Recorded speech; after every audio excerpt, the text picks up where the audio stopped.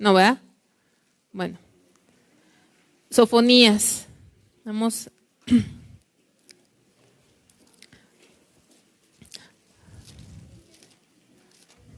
Espero que todos hayan leído Sofonías.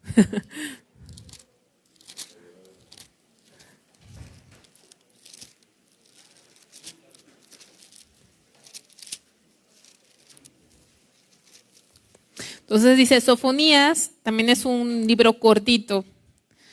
El título también, así se llamó el profeta que lo escribió. Y se piensa que el nombre de Sofonías quiere decir Jehová esconde. Jehová esconde. Es lo que van a poner en la línea. Jehová esconde es lo que Sofonías quiere decir. En el sentido de protección y resguardo.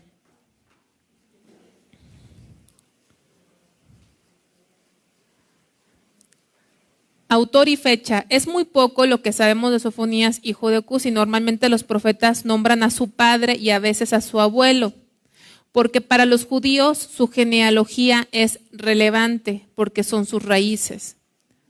Pero Sofonías, hijo de Cusi, creo que ahí se me fue una O, perdón, traza un árbol genealógico para informarnos de su progenitor, el rey Ezequías, porque si ustedes se van ahí a Sofonías, capítulo 1, versículo 1, dice, palabra de Jehová que vino a Sofonías, hijo de Cusi, hijo de Gedalías, hijo de Amarías, hijo de Ezequías, en días de Josías, hijo de Amón, rey de Judá.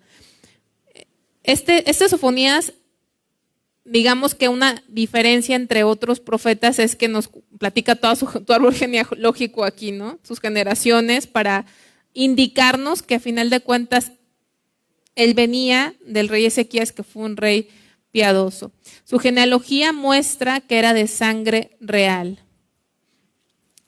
porque no todos los profetas venían de la realeza, y en el caso de Sofonías vemos que el rey Ezequías fue su progenitor, venía de esa línea. Entonces tenemos aquí un profeta que digamos que no era una persona común en el pueblo, sino venía de una genealogía de la realeza.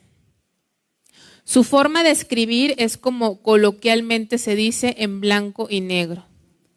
No hay términos medios. Denuncia el pecado, anuncia el juicio con perfecta intrepidez y termina el libro con un canto rebosante de inspiración y confianza, dirigiéndose hacia el inicio del reino milenario. Sofonías ministró durante el reinado del rey Josías, habiendo opiniones encontradas respecto a si ministró antes o después del gran avivamiento del año 621. Hay gente que piensa que su palabra profética se dio antes de ese avivamiento que platicamos precisamente cuando empezamos a hablar de Habacuc, de ese rey Josías que empezó a reinar a los 8 años y leyeron el libro de la ley y él empezó a hacer esas reformas. Algunos estudiosos creen que Sofonías ministró antes y otros después. Realmente no tenemos que enfocarnos en eso, sino en el mensaje, porque también es un mensaje profético. Como todos los mensajes de los profetas tienen su cumplimiento, o tuvieron ya su cumplimiento histórico, pero estamos en espera de su cumplimiento futuro. Entonces, contexto histórico. El trasfondo histórico se encuentra en Segunda de Reyes 21 al 23, que precisamente es lo que platicamos cuando leímos el libro de Habacuc, el reinado del rey Josías, donde por varias generaciones habían reinado reyes muy corruptos, muy malvados, y habían pervertido más y más al pueblo de Dios. Y en medio de esa decadencia y perversión, Dios tomó a Josías e hizo reformas y llevó al pueblo al arrepentimiento, pero ese arrepentimiento se terminó cuando Josías murió. Entonces los reinados del hijo de Ezequías Manasés, que fue el peor rey, ¿verdad? Extendiéndose por más de 4 décadas, y su nieto Amón, durante 2 años, fueron marcados por la impiedad y la apostasía. Los primeros años del rey Josías también fueron caracterizados por la maldad de sus padres. No obstante, cuando estaban reparando la casa del Señor, Hilcías, el sumo sacerdote, encontró el libro de la ley. Al leerlo, Josías inició reformas extremas.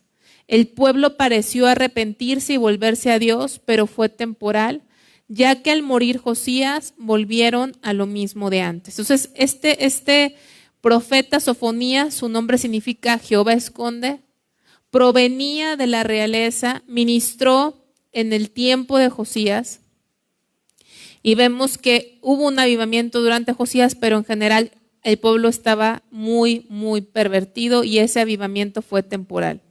Como introducción, el tema de este libro, ¿se acuerdan que un profeta que hablaba mucho del día de Jehová fue Joel? Este profeta, el tema central es el día de Jehová. Este es un crescendo, o sea, en la música es algo que va de menos a más, ¿sí? Así se lee este libro, de menos a más, hasta que llega a un auge, a un exponencial apocalíptico, a un momento de la culminación de los tiempos. Es decir, se aumenta la intensidad del tiempo final. Es un libro de amor de Dios. ¿Cómo es un libro de amor de Dios si hay pura destrucción, juicio? Bueno, cuando entendemos, ahí está mal escrito, discúlpenme, cuando entendemos que el amor de Dios no solo es guardarnos bajo sus alas, sino también el amor de Dios implica ponernos en el horno cuando sí es necesario. Un bosquejo del libro, a grandes rasgos, vamos a dividirlo en 2 este libro. Habla de un día malo y de un día bueno. Porque dijimos que el tema es el día de Jehová, ¿verdad? Entonces, en un día malo el profeta anuncia juicio, capítulo del 1 hasta el capítulo 3:8. Un día bueno el profeta anuncia justicia, que son los últimos versículos del capítulo 3. Así lo podemos dividir a grandes rasgos. Un día malo, el profeta anuncia juicio. Capítulo 1, versículo 1 dice, palabra de Jehová que vino a Sofonías, punto. Palabra de Jehová que vino, no era Sofonías hablando, era palabra de Dios que vino a Sofonías. Un día malo sobre la tierra. Ahí en su hojita pueden llenar las palabras. Dios destruirá todo lo que hubiera sobre la tierra, incluyendo los animales, el hombre, es la primera línea, el hombre, las aves y aún los peces. El hombre, las aves y aún los peces. La razón del juicio es porque Judá adora a Baal y a Milcom y ha ignorado al verdadero Dios. Dios castigará a Judá por su forma de vestir, también por su robo y engaño. Este juicio se le llama el día de Jehová. El día de Jehová en por lo menos 7 ocasiones. Este día de Jehová se cumplió con la invasión de Babilonia, pero también estamos en espera de ese cumplimiento, el día de Jehová. Ese cumplimiento mayor, ese cumplimiento profético. Esta profecía no solo se refiere a la invasión de Babilonia, sino también a la futura tribulación. Es la última línea. Esta profecía no solo se refiere a la invasión de Babilonia, es lo que está en la primera línea, sino también a la futura tribulación. Y ahorita vamos a Apocalipsis, pero vamos a leer ahí Sofonías, capítulo 1, para que vean lo contundente que es la palabra de Dios a través de este profeta, lo contundente. Es una palabra segura, clara, fuerte, en blanco y negro, como dijimos. O sea, es lo que es. No hay exageración, pero hay una determinación tremenda. Versículo 2 dice: destruiré por completo todas las cosas de sobre la faz de la tierra, dice Jehová. O sea, es contundente. Destruiré y destruiré. No dice voy a revolver las cosas, no, destruiré y luego agrega por completo. Por completo. Y luego no nada más dice completo, sino agrega todas las cosas. Completo todas las cosas. Para mí ya destrucción es una palabra fuerte, porque destrucción es terminar con algo. No nada más es derribar, sino terminar. Por completo, todas las cosas sobre la faz de la tierra, dice Jehová. Destruiré los hombres y las bestias. Y otra vez, tercera vez, destruiré las aves del cielo y los peces del mar. Y cortaré a los impíos y raeré a los hombres de sobre la faz de la tierra, dice Jehová. Extenderé mi mano sobre Judá y sobre todos los habitantes de Jerusalén, y exterminaré de este lugar los restos de Baal y el nombre de los ministros idólatras con sus sacerdotes, y a los que sobre los terrados se postran al ejército del cielo, y los que se postran jurando por Jehová y jurando por Milcom. Ejército del cielo, sabemos que todo lo que son horóscopos no es agradable a Dios, es ocultismo, es hechicería, son religiones falsas. Ese es el origen de todo eso. Y a los que se apartan de en pos de Jehová, y a los que no buscaron a Jehová ni le consultaron. No solamente es a los que practican cultos ajenos a lo que Dios dice. No solamente es a los que practican idolatría e injusticia, sino también a los que se apartan de seguir a Jehová. Los que se apartan de ser discípulos del Señor. Aquellos que no buscan a Jehová ni le consultan. Entonces, dice en el 7, calla en la presencia de Jehová, así como Habacuc también lo menciona, calla en la presencia de Jehová el Señor. Porque el día de Jehová está cercano, porque Jehová ha preparado sacrificio y ha dispuesto a sus convidados. Jehová ha preparado sacrificio. El sacrificio era su pueblo mismo. Los convidados eran los caldeos en ese cumplimiento histórico. Y en el día del sacrificio de Jehová castigaré a los príncipes y a los hijos del rey, y fíjense qué interesante, y a todos los que visten vestido extranjero. A todos aquellos, hay mucha gente que quiere vestirse, parecerse, verse, no como hijo de Dios, sino tomando, ¿no?, la corriente de este mundo. Creo que también se puede aplicar a ese tipo de forma de vestir. Asimismo castigaré en aquel día a todos los que saltan la puerta, los que llenan las casas de sus señores de robo y de engaño. A todos aquellos que hacen fraude, a todos aquellos que roban, a todos aquellos que mienten para tener un beneficio personal, a todos aquellos que se parecen a los del mundo, a todos aquellos que no buscan a Dios, a todos aquellos que se mezclan con cosas que Dios aborrece. Aquí está hablando el Señor. Entonces, volviendo a esto, es el día de Jehová. 7 veces en el libro se menciona el día de Jehová. El profeta aquí no solamente está hablando de la cautividad de Babilonia que está por venir, sino está hablando, y van a poner ahí, luego ya lo escribieron, de la futura tribulación. Vamos a Apocalipsis, capítulo 6, versículos del 12 al 17. Capítulo 6.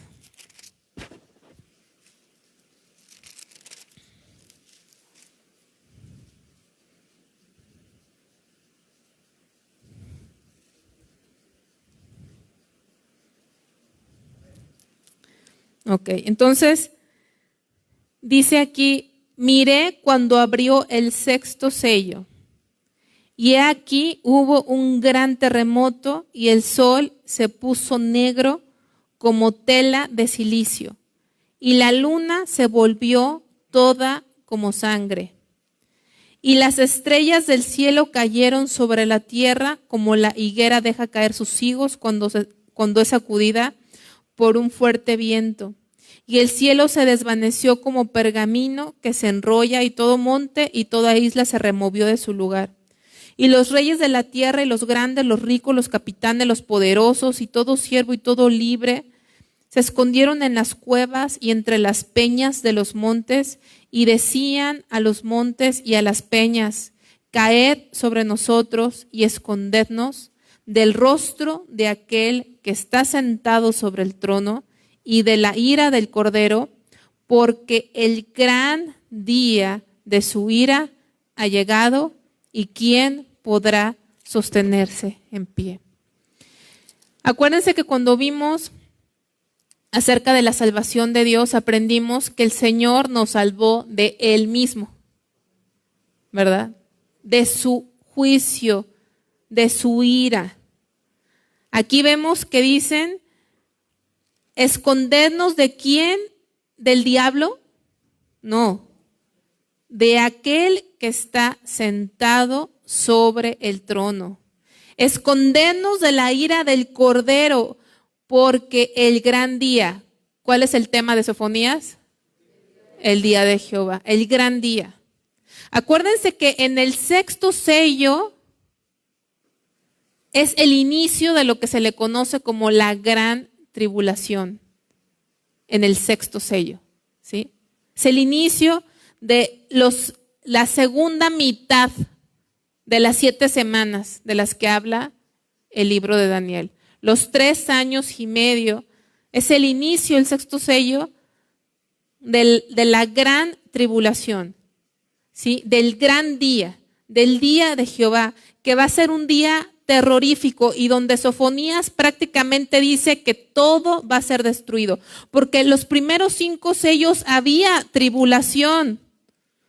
Acuérdense que esta es como la gran tribulación, porque es más tremenda que los primeros 5 sellos hablan de la intervención del hombre, pero en el sexto sello es la intervención total de Dios. Son sucesos totalmente de intervención milagrosa de Dios, ¿sí? A partir del sexto sello.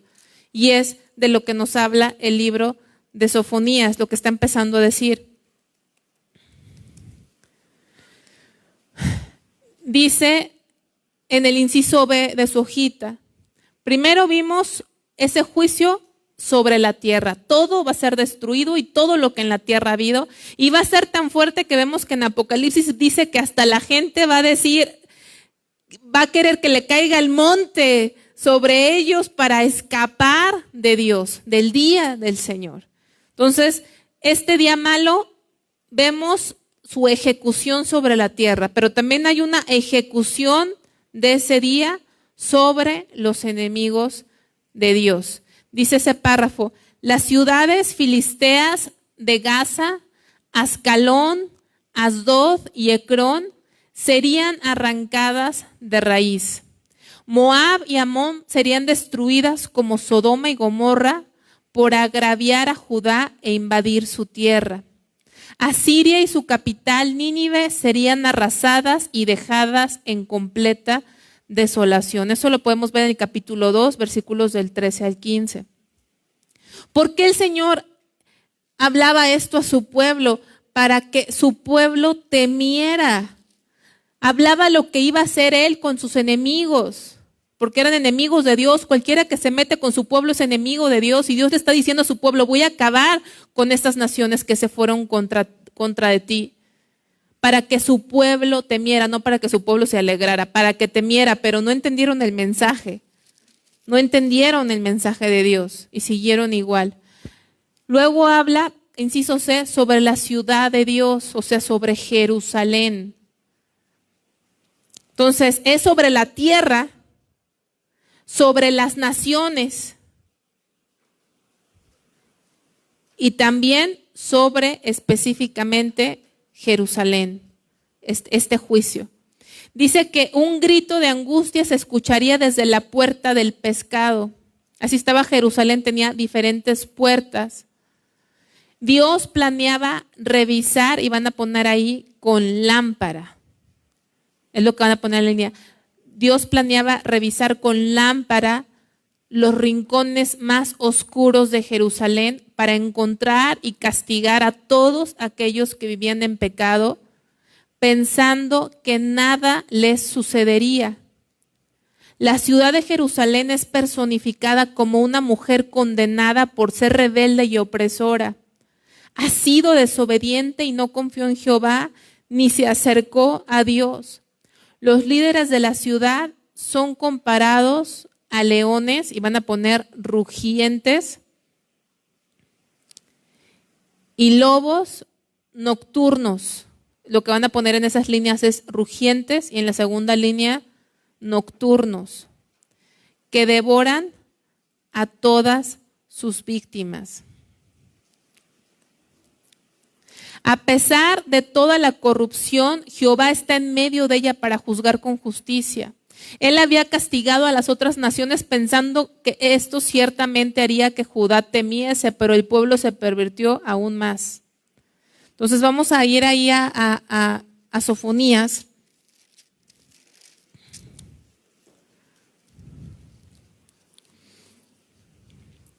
Y vemos esta descripción tan tremenda. Versículo 12 del capítulo 1. Acontecerá en aquel tiempo que yo escudriñaré a Jerusalén con linterna. El capítulo 2 habla acerca de las naciones vecinas. Pero a Jerusalén, antes, ¿verdad?, que nada, los va a escudriñar con linterna. Castigaré a los hombres que reposan tranquilos, como el vino asentado, los cuales dicen en su corazón, Jehová ni hará bien ni hará mal. Lo peor que nos puede pasar, hermanos, aquí en esta tierra es ser como vino asentado. ¿Saben cómo es el vino asentado? Es el vino que no ha sido filtrado.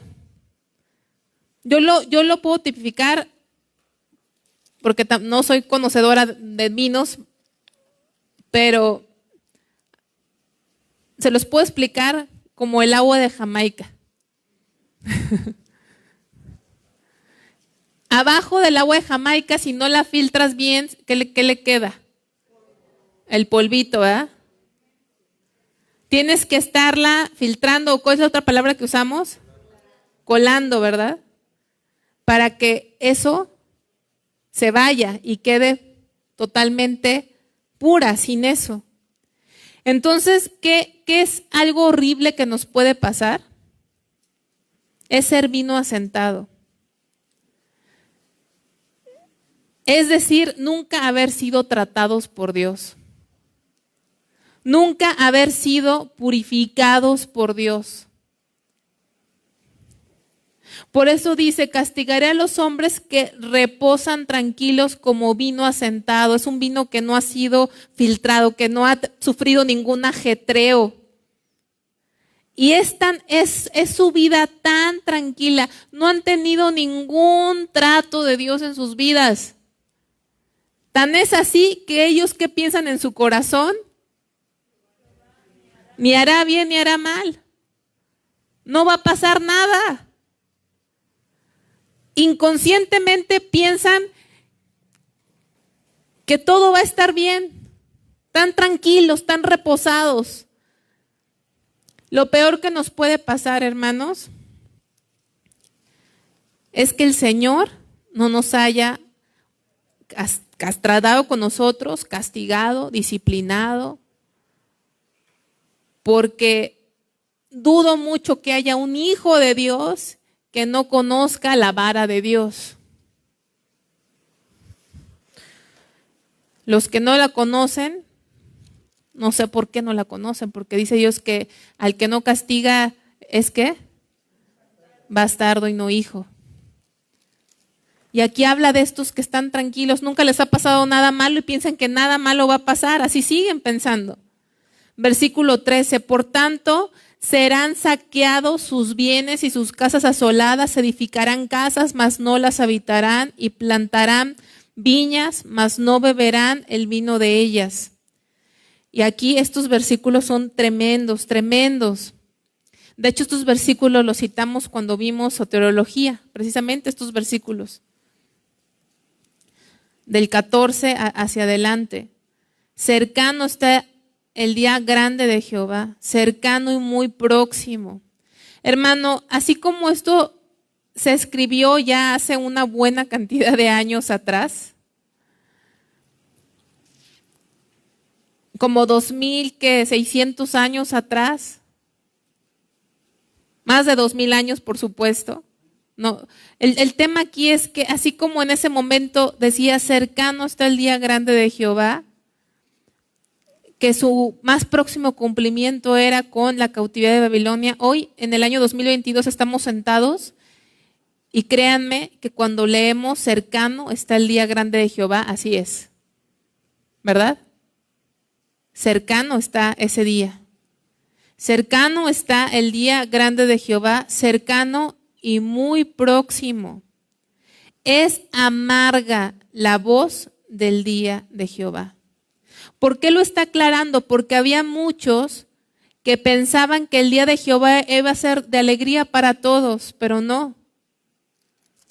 Primero va a ser muy amargo.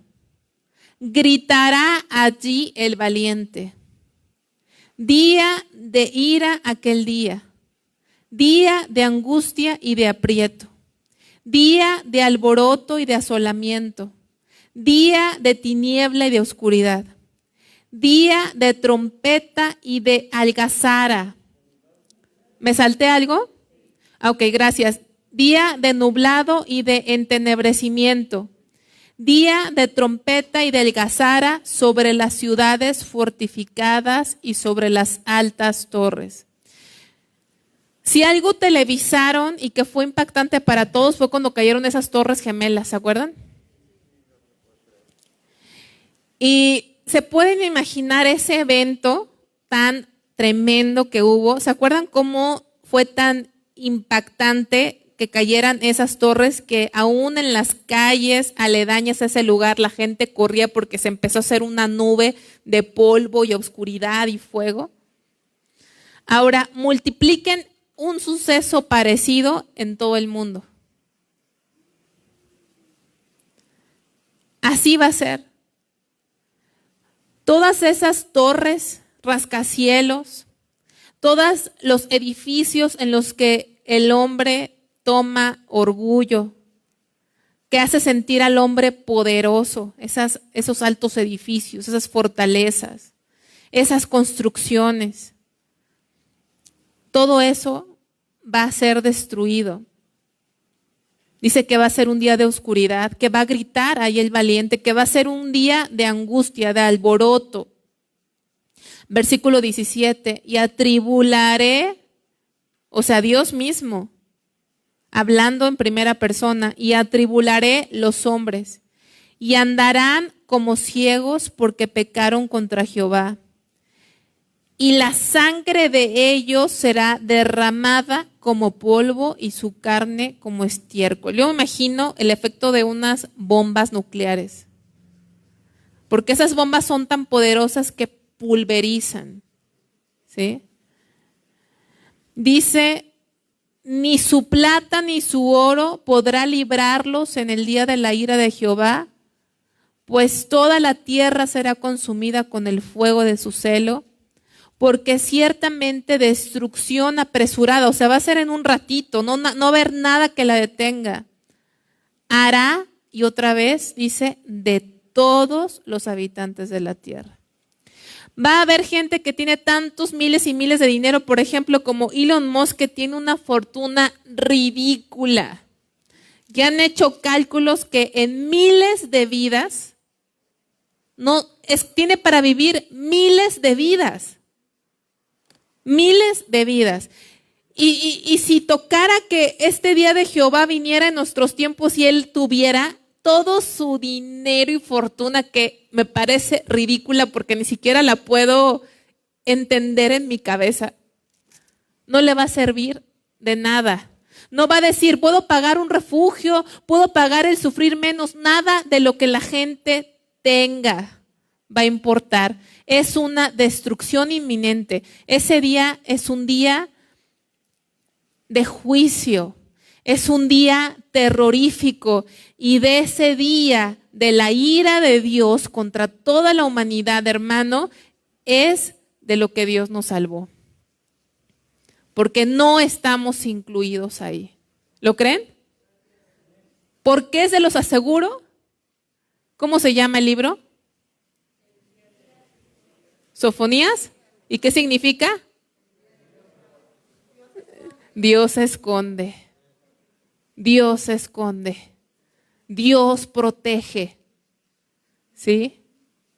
El libro de Sofonías, el tema es el día de Jehová, pero el libro se llama Dios esconde. ¿A quiénes? A su pueblo, a los que le temen. De eso nos salvó nuestro Dios. ¿Sí? Gracias al Señor.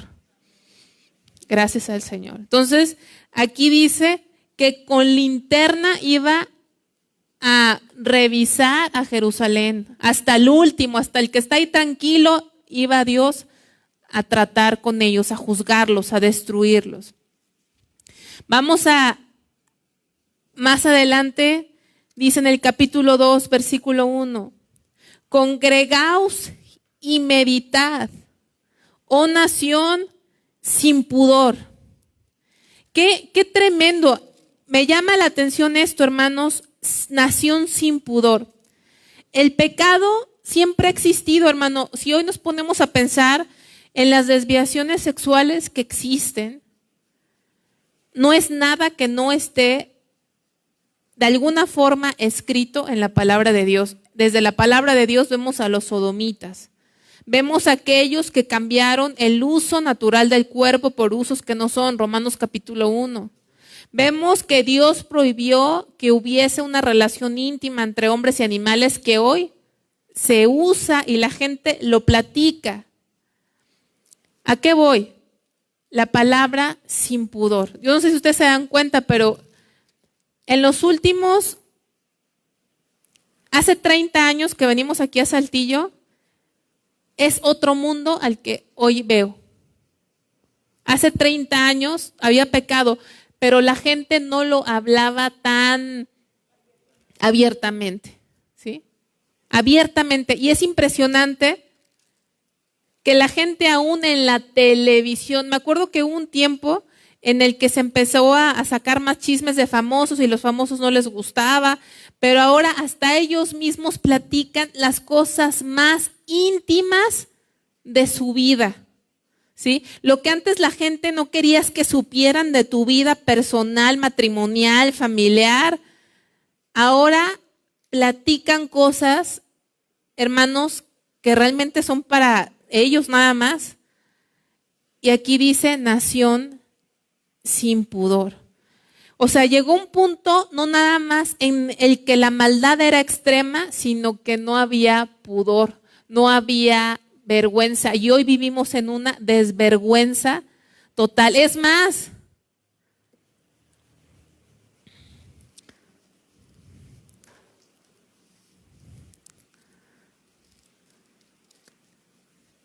iba a decir algo, pero es muy fuerte, ¿no? Alguien que conocí, que conozco, lo invitaron a una iglesia, a una reunión de varones, y el pastor lo invitó parte para dar su testimonio de que él era hombre y que y que llegó virgen al matrimonio.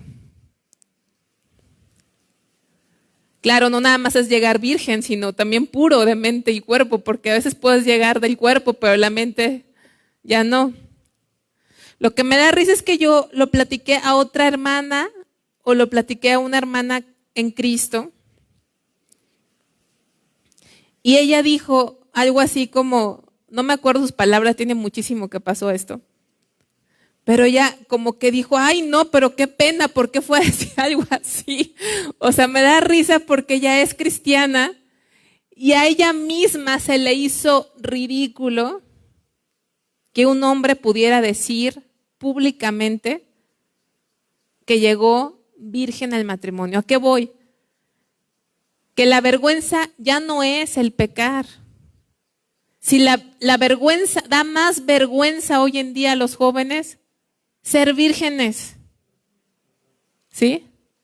Y lo que más me sorprendí es que una hermana que va a la iglesia se le hizo ridículo. Así como que, ay, pero ¿por qué fue a decir? O sea, qué pena, ¿no? Qué pena que fue a decir eso públicamente, eso es de pena. Un hombre, ¿no? Un hombre virgen. Y entonces vivimos un mundo en el que guardar los estándares es como ridículo, guardar las normas morales es de hace un siglo pasado y es lo que hoy da pena. Hasta te dicen, y no, es que te regañan en tu casa, ¿no? ¿A poco a ti te dicen algo, tus papás o tu mujer? Porque ahora es vergonzoso para la gente vivir una vida moral y decente. Y ese es el mundo, así era la nación de Dios y el mundo de aquellos tiempos, y es muy similar al mundo en el que hoy vivimos, en donde ya no hay pudor de nada. Simplemente, hermanos, las revistas hace 40 años para adultos es a veces el tipo de fotos que hoy suben a las redes sociales y no las artistas, sino las mismas jovencitas comunes y corrientes, que son más corrientes que comunes, ¿verdad? Porque así actúan. Y los papás los dejan, creo yo, porque así parece ser. Entonces, dice versículo 2, capítulo 2, versículo 1, dice, congregaos y meditad, oh nación sin pudor, antes que tenga efecto el decreto y el día se pase como el tamo, antes que venga sobre vosotros el furor de la ira de Jehová, antes que el día de la ira de Jehová venga sobre vosotros. ¿Qué llamado nos hace el Señor? Antes de que venga ese día en el cual no va a haber reversa, antes que venga ese día de Jehová que va a ser total fulminación, dice, congregaos y meditad. Y es lo que estamos haciendo, creo yo, el día de hoy. Estamos congregados no para llenarnos la cabeza de información, sino para meditar en nuestros caminos, antes que venga ese día. Dice en el versículo 3, buscad a Jehová todos los humildes de la tierra. No dice los humildes ya la hicieron, no. Los que ya son salvos ya no se preocupen, no. Los humildes, creo yo, son los redimidos del Señor, pero a ellos también se les dice buscad a Jehová. Los que pusisteis por obra su juicio, buscad justicia, buscad mansedumbre, quizás seréis guardados en el día del enojo de Jehová. Si realmente le buscamos, Dios nos va a guardar. Si verdaderamente, porque hay muchos que dicen que buscan, no van a ser guardados porque buscan para sí, no buscan a Jehová verdaderamente. Entonces, aquí vemos ese llamado que hace falta, hermanos, esos hombres y mujeres que llaman. A veces queremos que un pastor, un líder, un maestro, hermanos, todos nosotros tenemos que levantarnos en el nombre del Señor, si así Dios nos lo pone en el corazón y llamar a otros, hermano, vamos a reunirnos antes que venga el día de Jehová, antes que sea demasiado tarde, hermano, congrégate, busca al Señor, medita en tus caminos, porque el día de Jehová está cercano. Tenemos que predicar eso. Vamos a seguir adelante, aquí dice el número 2, el día bueno, ¿sí? Ya vimos todo esto de lo terrible que va a ser el día de Jehová, pero también viene un día bueno. el profeta anuncia justicia. Vamos a irnos al capítulo 3.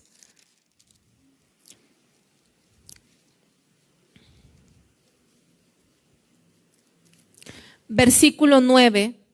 Dice, en aquel tiempo devolveré yo a los pueblos pureza de labios, para que todos invoquen el nombre de Jehová.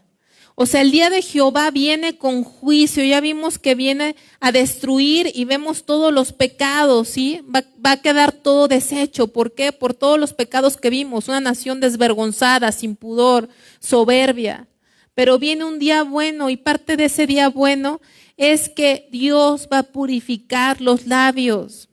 En otras palabras, el corazón, porque la Biblia dice que de la abundancia del corazón habla la boca, para que todos invoquen el nombre de Jehová. Hay algunos teólogos que dicen que también se refiere a que el Señor va a restaurar por fin un solo idioma universal como en el principio, ¿sí? No lo sé. Hay cosas que prefiero nunca especular, sino vivirlas cuando vengan. Pero yo creo que aquí la importancia es la purificación del Señor.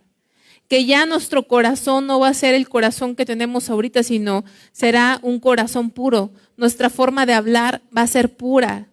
Dice, devolveré yo a los pueblos pureza de labios. Qué importante, hoy estás en un súper, aún en una oficina de trabajo, y de verdad que alguien que vivió hace años no sabría si está en una oficina o si está en la cárcel. ¿Sí? Por la forma en que la gente habla con tanta grosería, mujeres y hombres, señoras. ¿Sí? Dice, para que todos invoquen el nombre de Jehová, para que les sirvan de común consentimiento. De la región más allá de los ríos de Etiopía me suplicarán, la hija de mis esparcidos traerá mi ofrenda. O sea, su pueblo será restaurado. Versículo 11. En aquel día no serás avergonzada por ninguna de tus obras con que te rebelaste contra mí, porque entonces quitaré de en medio de ti los que se alegran en tu soberbia, y nunca más te ensoberbecerás en mi santo nombre. Y dejaré... gracias, Monte, sí, gracias, hermana, necesito mis lentes ya. Y dejaré en medio de ti un pueblo humilde y pobre, el cual confiará en el nombre de Jehová. Ese es el pueblo que Dios quiere, un pueblo humilde, pobre de espíritu, que no tiene su confianza en sí mismo, sino en el nombre de Jehová.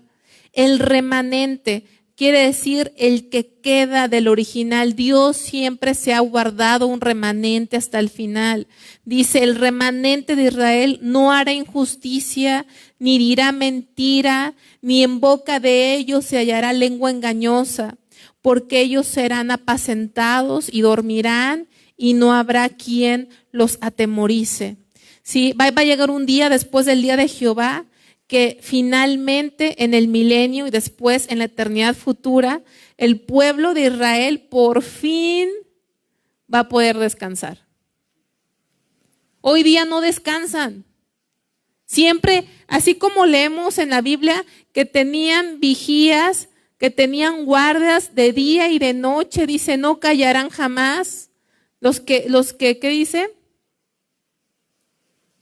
No callarán jamás los que, ¿qué? ¿Los que acordáis de Jehová o los que guardan a Jerusalén?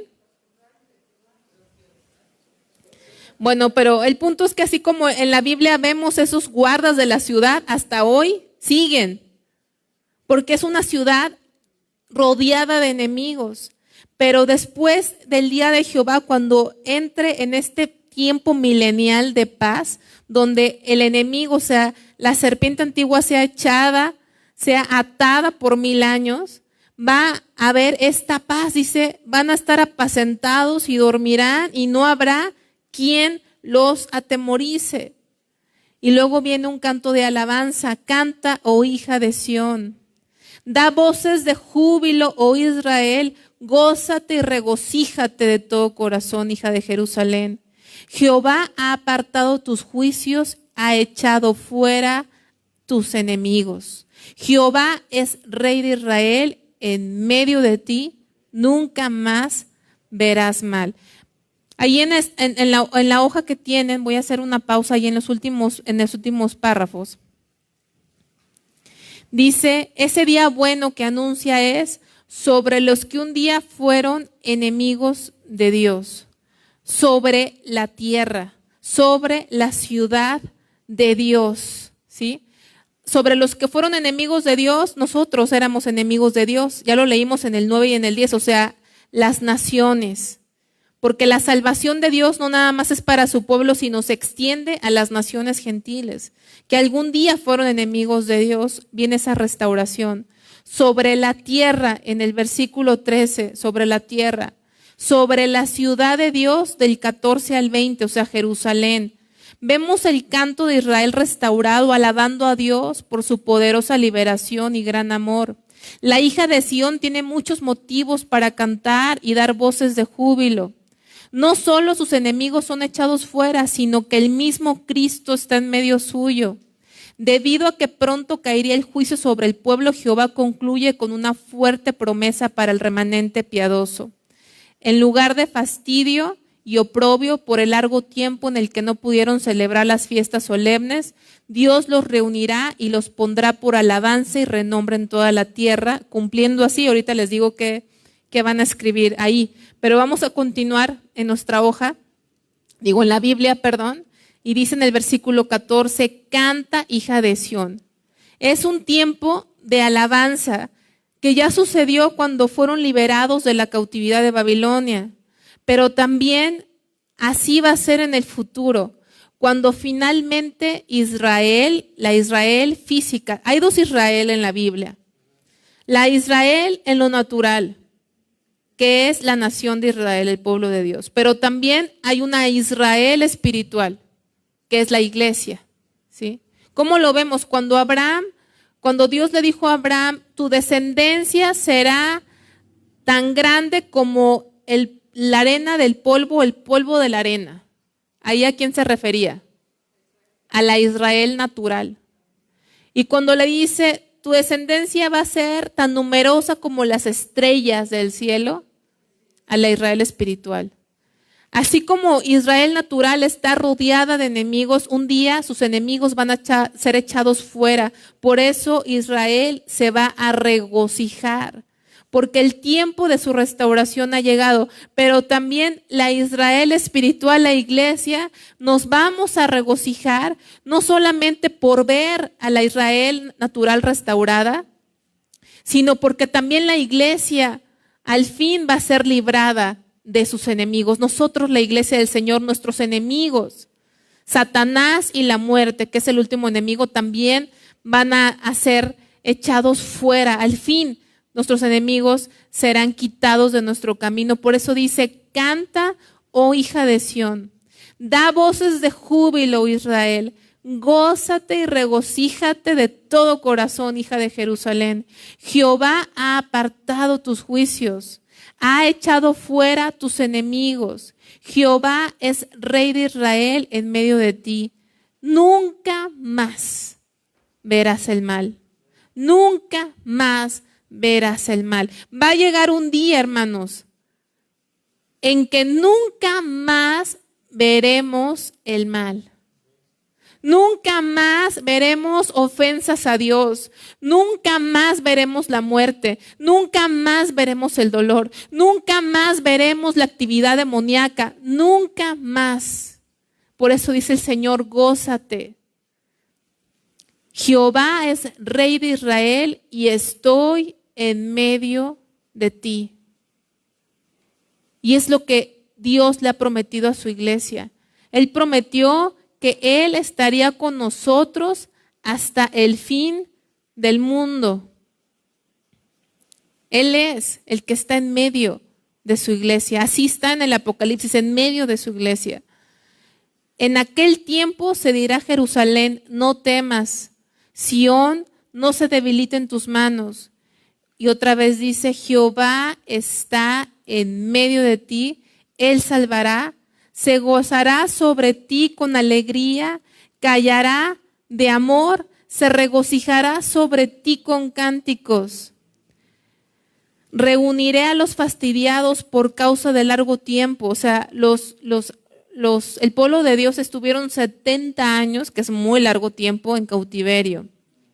Para quienes el oprobio de ella era una carga. He aquí, en aquel tiempo, yo apremiaré a todos tus opresores y salvaré a la que cojea y recogeré a la descarriada y os pondré por alabanza y por renombre en toda la tierra.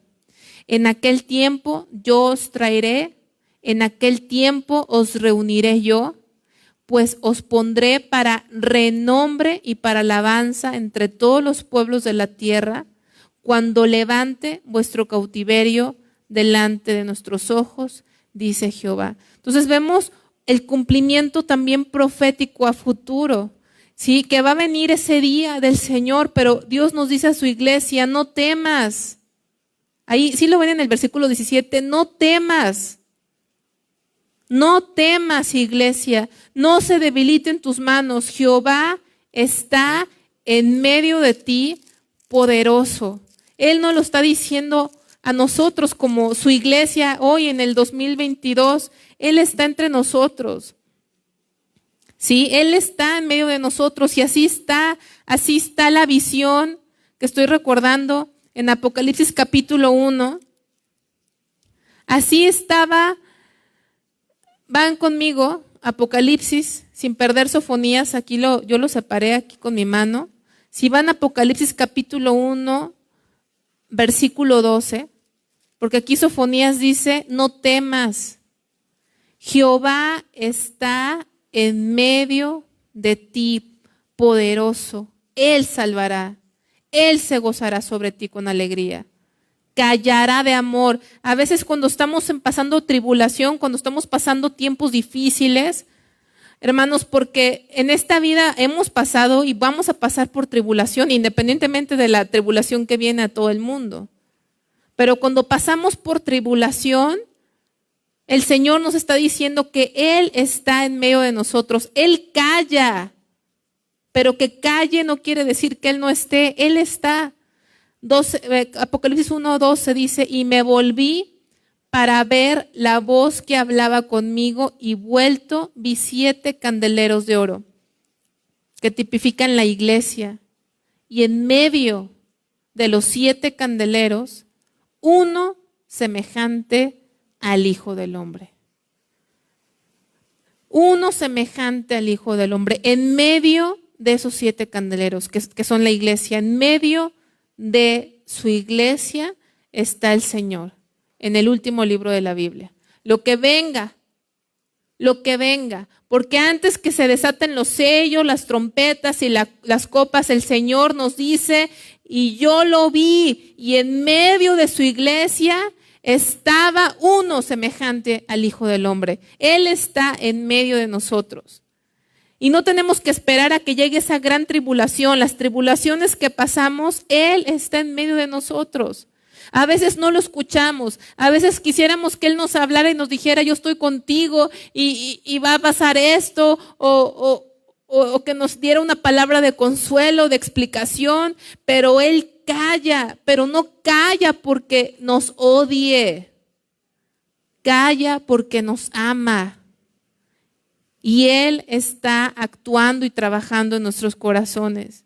Dice Jehová, volviendo a Sofonías, Jehová está en medio de ti poderoso. Él salvará, se gozará sobre ti con alegría, callará de amor y se regocijará sobre ti con cánticos. ¿Te puedes imaginar al Señor cantando de gozo? ¿Tú has cantado de gozo? Cuando a lo mejor tu esposo, tu esposa, tus hijos, tus papás, los escuchas cantando en la regadera, dices, amaneció de buenas. ¿Verdad? Imagínate al Señor cantando de gozo, con entusiasmo. A veces nos imaginamos a un Dios así, serio. Pero imagínate al Señor. ¿Te puedes imaginar al rey David dando vueltas? ¿Sabes que David estaba tipificando y a través de David danzando dando vueltas, el Señor nos mostró qué hace el mismo Dios cuando se goza. El Señor da vueltas, gira, se goza.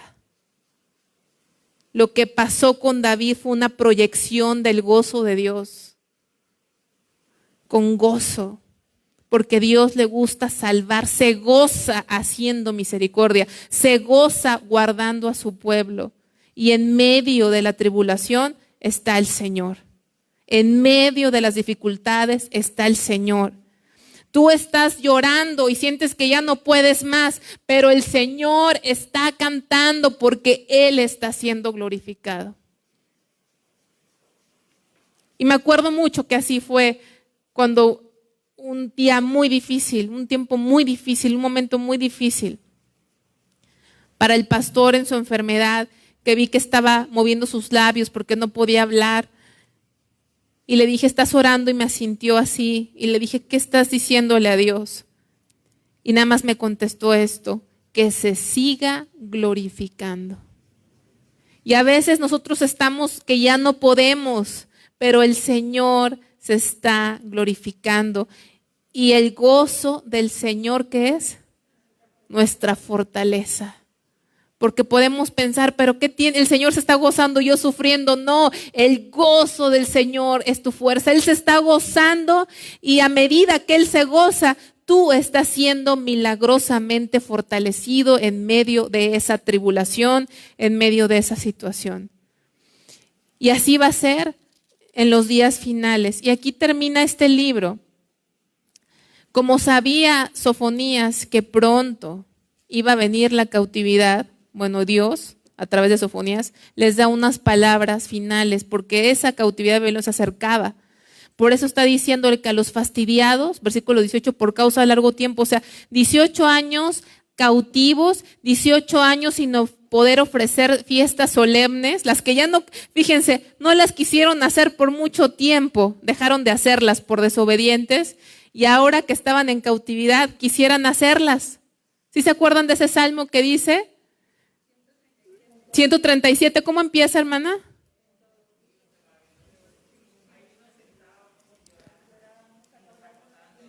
¿Se acordaban de qué? De Sión, ¿verdad?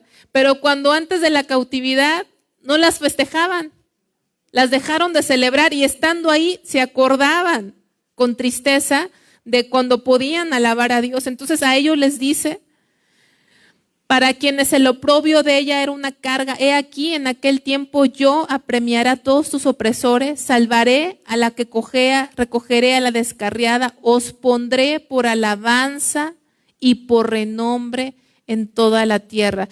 Va a cumplir lo que Dios le prometió a Abraham en el capítulo 12 de Génesis, y serás bendición para todas las naciones. Ahí en su línea vamos a ver el cumplimiento literal de lo que está diciendo, la promesa. Deuteronomio, van a escribir Deuteronomio 26, 18 y 19. Ya estamos terminando.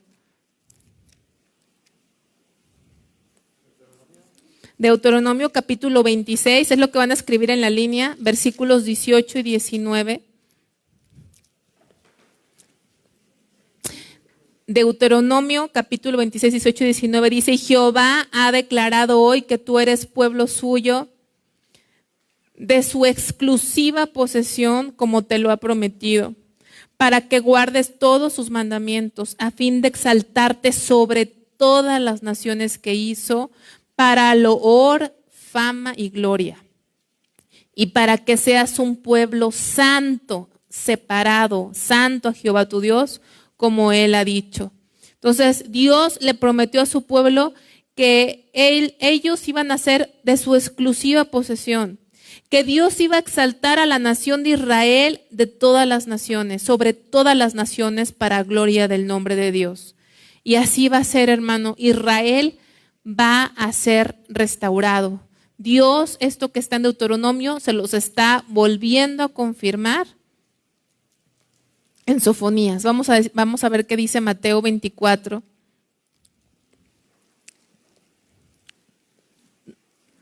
...29 al 31.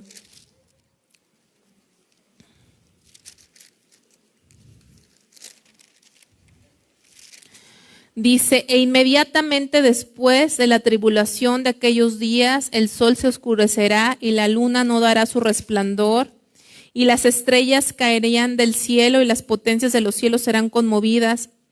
Entonces aparecerá la señal del Hijo del Hombre en el cielo, y entonces lamentarán todas las tribus de la tierra, y verán al Hijo del Hombre viniendo sobre las nubes del cielo con poder y gran gloria. Y enviará a sus ángeles con gran voz de trompeta y juntarán a sus escogidos de los cuatro vientos, desde un extremo del cielo hasta el otro. Entonces, este libro habla del día de Jehová y la culminación de la venida del Señor a no solamente juzgar a las naciones, sino a restaurar a su pueblo, a apartar a sus enemigos, y Él venir a restaurar su pueblo, y va a ser día de alabanza cuando el Hijo del Hombre venga en el cielo y reúna a sus escogidos de entre toda la tierra. Así termina este libro. ¿Qué conclusión podemos tener de este libro? Dice, este libro en la introducción dijimos que es el el día de Jehová, el día del Señor, pero es un libro de amor, pero el otro lado del amor de Dios. Porque si a alguien le digo, este libro es del amor, va a decir, pero ¿cómo? Si desde el versículo 2 es destrucción, acabaré con todo completamente, hombres, mujeres, peces, todos los voy a destruir. Bueno, no dice mujeres, ¿no? Pero hombres, peces, voy a acabar con todo, día de alboroto, día de oscuridad, día de tinieblas, la sangre se va a hacer como polvo. ¿Cómo es posible que este libro sea de amor? Y es que el amor de Dios que hoy se predica, hermanos, se escucha como si fuera una debilidad de Dios. ¿Sí? Es que Dios es como un amor como un amor de abuelo, ¿no? Que nada más es porque al abuelo no le toca castigar, ¿verdad? Dios nos ama tanto como cuando bendice, como cuando nos ama más Dios. ¿Cuando nos bendice o cuando nos ama igual? Es el mismo amor, ¿verdad? Yo creo que el mismo amor de un padre que tiene que llevar a su hijo que tiene cáncer a que lo operen y le saquen algo o le amputen una pierna porque si no se le gangrena todo el cuerpo y ve a su hijo sufrir, pero ese mismo amor lo lleva para que su hijo sobreviva. Y es el mismo amor de padre que después de que pasó por la operación, el papá le compra chocolatitos al hijo para lo lleva al hospital, ¿no? Entonces, el amor de Dios es un amor que bendice, pero es un amor que castiga. No nos ama menos cuando nos castiga. Eso es lo que no comprendemos. Porque tenemos papás que nos castigaron, pero ya no fue castigo, fue ataque de ira, ¿no? Porque los papás son hasta que hartaste al papá, agarra la chancla, la cuchara, lo que haya y ya no se acuerda ni qué hiciste, lo que se acuerda es el coraje que tiene. Y nosotros no, Dios no es así. Cuando Dios nos castiga con la vara, Él nos ama. Y la Biblia misma dice que cuando el Señor vio a su pueblo sufrir, dice que Él mismo sufría con su pueblo. Entonces, dice, Dios nos trata en el último párrafo según lo que Él ve que necesitamos. Dios nos llevará al valle del sufrimiento. Así como el pastor nos lleva a pastos verdes, a veces nos lleva a valle de sombra y de muerte, ¿no? Es el mismo pastor. El que nos llevó a aguas tranquilas es el mismo pastor que nos lleva al valle de sombra y de muerte.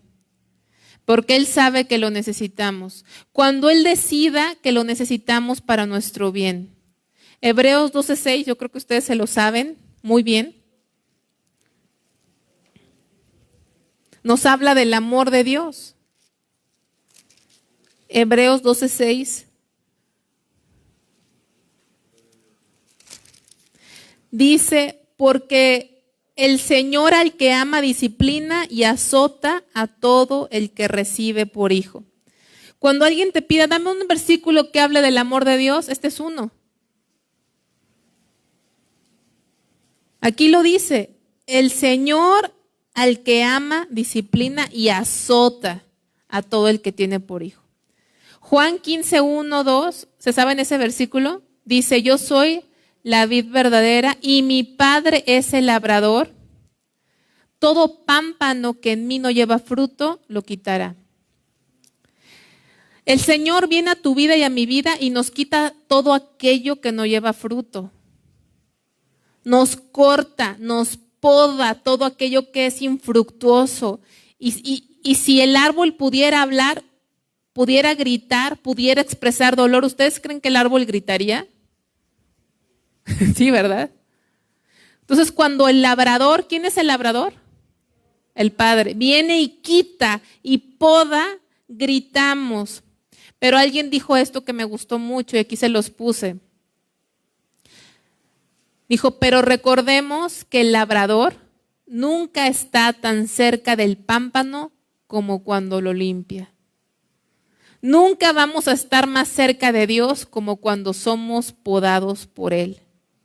El Padre nunca está más cerca de usted y de mí que cuando Él está sacando de nosotros todo lo que no le agrada, todo lo que no produce fruto o lo que le ofende. Sofonías 2, 3 dice, buscad a Jehová y quizás seréis escondidos. Isaías 26, 20 no lo busque, pero dice, escóndete un poco, pueblo mío, a que pase mi indignación. Escóndete un poquito, pueblo mío.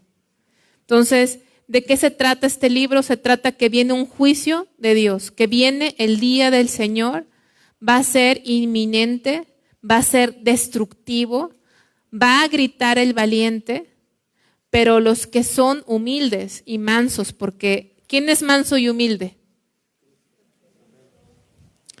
Vamos allá a Sofonías. Dice Sofonías 2:3 para terminar. Buscad a Jehová todos los humildes de la tierra, los que pusisteis por obra su juicio, buscad justicia, buscad mansedumbre. ¿Quién es manso y humilde? Jesucristo. Aquellos en los que habita Jesucristo serán guardados del día del enojo de Jehová. Entonces es un libro de juicio, pero es un libro que aquellos que hemos sido redimidos por la sangre del Cordero podemos sentir que somos Sofonías, somos guardados por la mano de Jehová en todo aquello que ha de venir sobre esta tierra. Amén. Vamos a hacer una oración. Padre, gracias por tu palabra, Señor. Gracias porque aquí, Señor, habemos y queremos ser Habacuc, queremos ser Sofonías, Señor. Queremos abrazarnos a ti, Señor, y ser escondidos por ti, Señor. Estar en la hendidura de la peña, Señor. Tú eres la peña, tú eres la roca, Señor. Cosas tremendas vendrán sobre la tierra, Señor. Pero nosotros, dice tu palabra, Señor, en Colosenses, que nuestra vida está escondida en Cristo, Señor. Que nuestra vida está escondida en ti, Señor. Estamos protegidos en toda la extensión de la palabra y en todos los sentidos, Señor. Y te damos gracias, Señor. Gracias, Señor, porque pase lo que pase y venga lo que venga, Señor. Nunca seremos consumidos ni destruidos por los méritos de Cristo, Señor. No importa lo que pueda pasar. No importa lo que pueda venir, tenemos una certeza segura. Estamos escondidos en ti, Señor.